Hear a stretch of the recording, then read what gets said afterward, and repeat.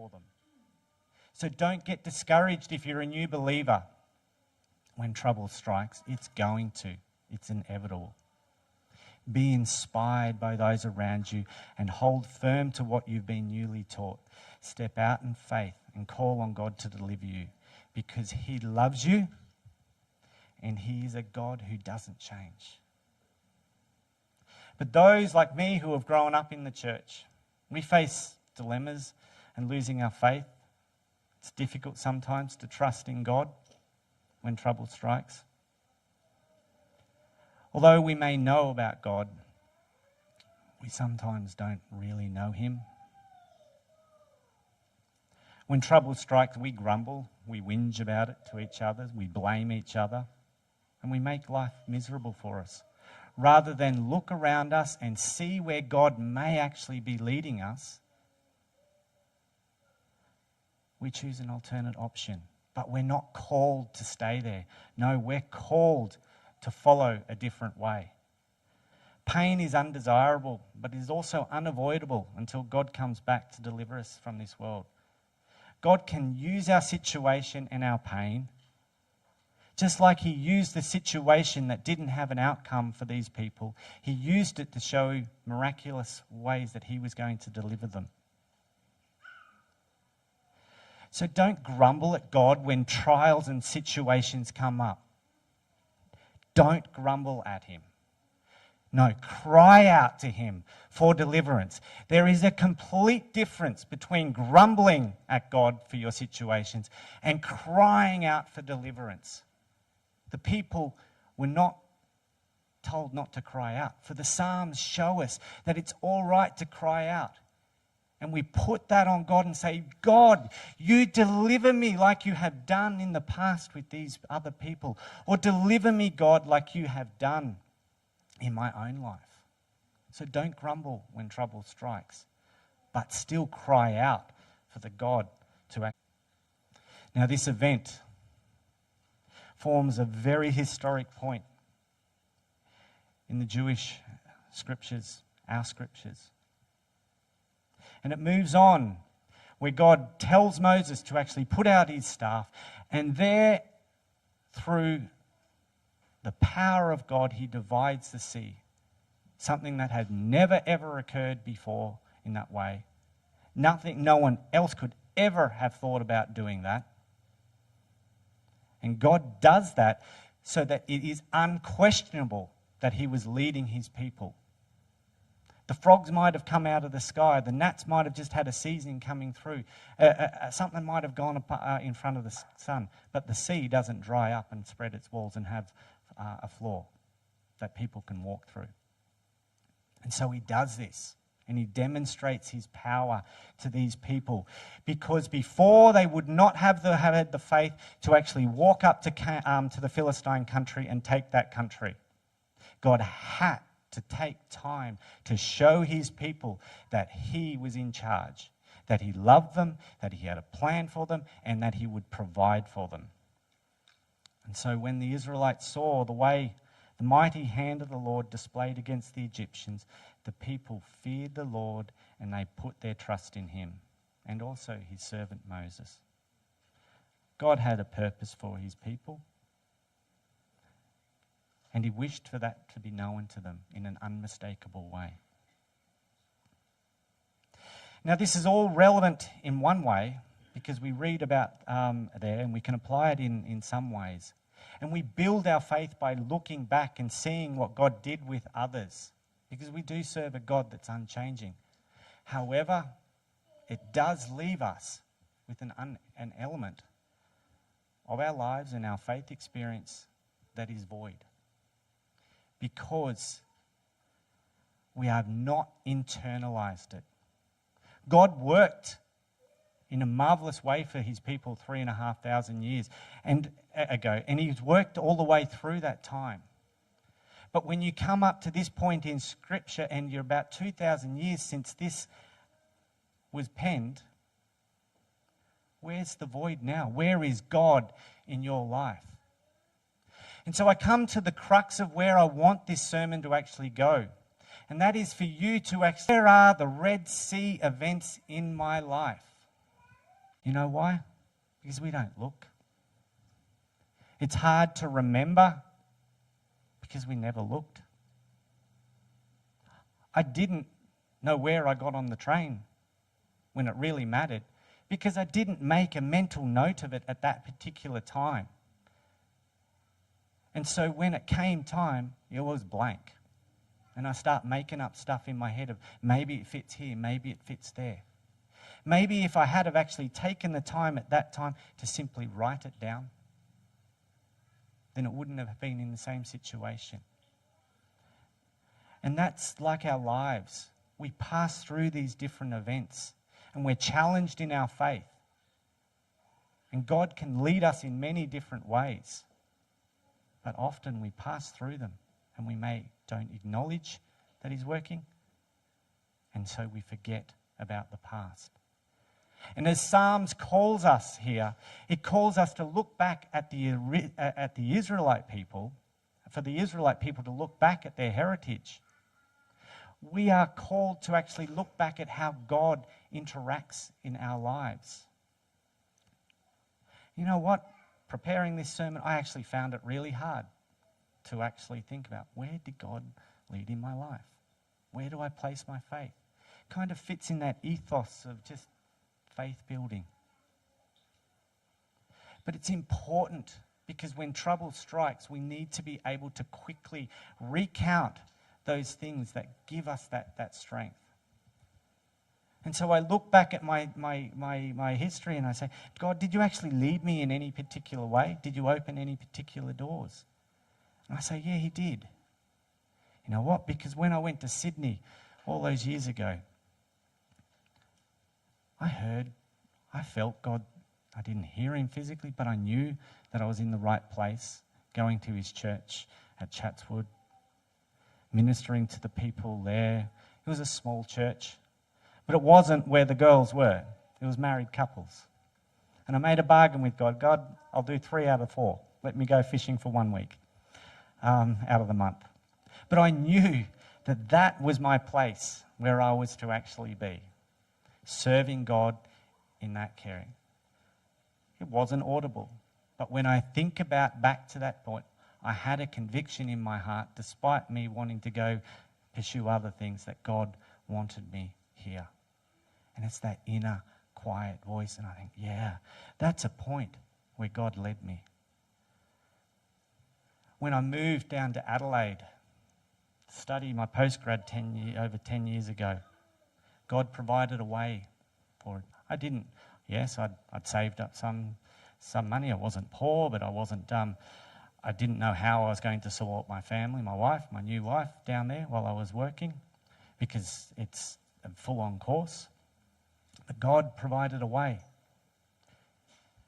He opened up opportunities. I didn't get a first-class honours when I did a science grad dip there. I got a second class. Never even put the thing up on my wall. It was a second class. What's the point in that?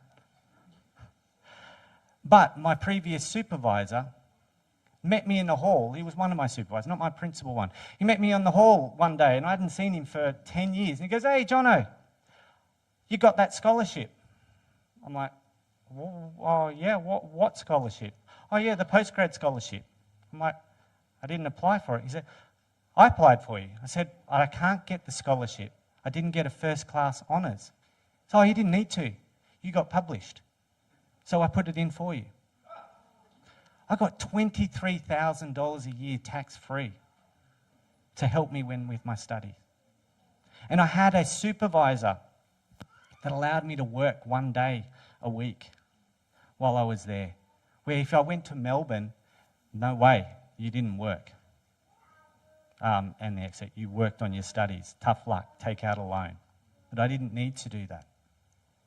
And I also was the last year out of the 10 years that I'd been out, the last year that I went to actually study down in Adelaide was the final year where I didn't pay fees. Melbourne did. It was $120,000. It'll be $150 now. I didn't pay a cent for my fees. I was the last year, and God had led me to the point where I was able to actually go down there, be supported, be able to support my wife, and for Alex to have a baby. And we lived, on a shoestring. We lived very, very carefully, but we survived and we had a great time down there. And I look back on that and I say, hey, God, actually, you led me. You led me there. And so when I come back up to it and I come at the end of my course and I'm like, where am I to go? I think back and say, God, did you lead me in any other ways? Wow, you provided back then. I was in about August. I had third. I had thought about maybe staying in Adelaide. I loved Adelaide. My wife was from Brisbane. And I strategically went at a course in about June, July, and I found one guy that did implants, which is quite unheard of in my area especially. They're like the arch enemy from my area. But I'd done that in general, and so I'm like, I pinned this guy down. I knew that he did it. I'm like, because I'd done a grad dip in implants as well. I'm like, hey, I actually want to see how you actually mix these. So out of all about 150 different specialists in that area there, I pinned him down, I stalked him, and I sat next to him at the local social. Yeah. I had an incentive. I wanted to actually know about it. But I just wanted to know how he actually blended his professional lives and not actually annoyed everyone else, because it was pretty well unheard of in Australia. He's the only one I know that did it. During that conversation, I'd mentioned, where I'm going to go. I don't know what I'm going to actually do next year. Wouldn't mind going to the Sunny Coast, because he had a practice up here. And it was a branch practice. He'd started up with a mate from Melbourne. He had his main one in Brisbane. It was just a passing conversation. I'm like, I wouldn't have minded Sunny Coast, but it's all stitched up here. You got the endo group, you got you, and I'm not going where I'm going to have to fight for a living. Conversation ended. I go back months later. I get a phone call at night, and it's like, hi, this is Pat. I'm like, oh, hey Pat, how are you, mate? He said, yeah, mate. I was thinking, I have all the letters lined up. My business partner wants to go back to Melbourne. We have all the letters sitting actually on the bench, folded in the envelopes, and I had a thought. Jono wants to mention that he wouldn't mind coming to the Sunshine Coast. And so I've got to know by tomorrow, mate, whether you want to buy my business. The letters were signed, they were in the envelopes, ready to be posted the next day, and he had a thought. Do you want to come and buy my business? Not much, just pay for equipment, bit of goodwill to get things going. He opened up and said, yep, within 5 years you should be able to make a living. I wouldn't have gone that way. I was not going to go down that way. And I think, is that a Red Sea event in my life? Where God can open up months later. It was not my intention for stalking that guy. But God used that and opened up a situation. And I say, actually, you have led. That's just a little bit too uncanny to be coincidence. And when I went to purchase my dental surgery up around here, during COVID, I did a whole heap of work. I'd planned a place in Mooloolaba after looking for a number of different years, but it was further up, and I went through the whole plans. I'd gone there, and I'd even signed contract, and the real estate agent had stitched me up saying, this is a sure deal, mate. It was on a Friday at 5 o'clock when I signed it, just before the public holiday, probably around about May. I don't know when it was. But I was certain that was going to be a done deal. It was going to fit. And on Sunday of the public holiday, I get an email saying, oh, by the way, someone else actually came in and put an unconditional offer into us. I'm like, you've got to be kidding. I have been stitched up big time here. You played me through, you dirty rat. I was committed to this place here. I'd done all my plans. I talked to business guys, and I got stitched up. I was livid at a real estate agent, but there was nothing I could do. And so a couple of months later, the property that she'd shown me for, I thought, I might investigate that again. And that is where I am now. It came through that this is what had been paid 10 years ago in there. It worked for me. It was great size, and I have a beautiful setup where I am now. And I have been blessed abundantly. If I got what I wanted from my own workings, I would probably be still successful. I would probably still have a good working. It was going to CERT, it was logical, but it was nowhere near as what I have now, where I'm about 300 metres away from the beach, and I love it. It's great. But at that particular time in my life, I had said to God, God, you shut the doors. I have that verse that Anado said, running around my brain at different times. Trust in the Lord with all your heart and lean not on your own understanding, but acknowledge him and he will make your paths always straight. And so I pray that prayer. And he did. He shut that door, but he opened up a better door. And so they are just a few of the Red Sea events. But the problem with it is that I've been racking my brain to think about those particular examples. And I shouldn't have to do that, because to me, they're clear as day now when I actually look back. Or it's very coincidental. Either way, you want to be a skeptic, so be it. But for me, it's faith building. And I have others now when I go back and I say, why did I go through such a trial and tribulation and losing my faith? When I pleaded with God not to let it happen, for me just to be rebuilt, and that's a different story about that. But he allowed me to go through severe spiritual suffering presence in my life, to hunger and thirst and want over anything else for the return of God in my thought, and that he actually was there. And slowly and surely, just like the children of Israel, he rebuilt me with faith. But it's not just the faith of the Old Testament people here. It's my story. It's my events that I can pin back and say, I acknowledge that you are working in my life, God. And I can trust in that power. It's hard to stand firm.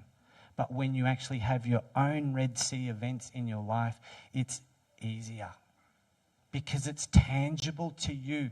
And I challenge you today, look back at your own life and find where those Red Sea events are. Make them personal. And just like the Psalms was written for the people that lived within maybe that 500-year period, Psalms should include your experiences with God, tested and tried by Scripture, and to be planted in there and to run back through them, so that you can build true faith that can sustain you when you're faced with enemies such as the Egyptians. There is one more point of how we may grow in our spiritual development, and that is to share and listen to how God has led other Christians in our lives, in our church. God gives us Christian brothers and sisters. We have different experiences, and we're to share those. Each one of us has nuances that help us understand God. God in the Old Testament is not tangible. We may not ever see a Red Sea ever opening again. But when I hear Pastor Laurie talk with confidence about how God helped him on his building site, it strengthens my faith. When I hear German Chris talk about his Jesus, my Jesus, it inspires me to actually say, wow, he considers God as tangible to him as what I would my wife. And it inspires me and builds my faith. I hear of Pastor Ben, how he's called from a life that's different into a life of ministry. And he shares that within the last few weeks. And it builds confidence in me. I have Ken Harvey and his belief that he can work through different ways in touching people's hurt through a way which we wouldn't see through the legal system and supporting professionals. But he believes that God can work in and through him, and so he goes. I have Phil and his belief that God can work through ministry to touch people emotionally and change their lives and to pray over people, and it can happen. And that inspires me to actually say, hey, maybe if I pray over that person, God will act. Because someone else showed such confidence that they can do that, and they do. And Beth and David inspire confidence because they love the children and want the children to be here. And they do their very best to instill knowledge about him to the next generation. And so by meeting and publicly proclaiming God's existence among us, his powerful acts, that we can support each other. And that's what the Psalms were there for, to look back and support them because they look back in the history. And for us, we are to use that as well. But we are not to neglect our experiences that are tried and tested through Scripture. So I challenge you, acknowledge how God is working in your life. Write down these things. Don't leave it to when you are faced with a crisis, because you'll probably fall in that situation and won't be able to really remember because it hurts too much at that particular time. So do the work now, like looking at the Psalms and looking back. Look into your life and see where God has led you, and it will support you and build your faith in a way that will help you get through the trial. So be like the spies that went off into the promised land. Don't be like the 10 that came back and forgot. Be like Caleb and Joshua, who remembered because they saw the tangible evidence of God in their life at that time, and they marched on forward.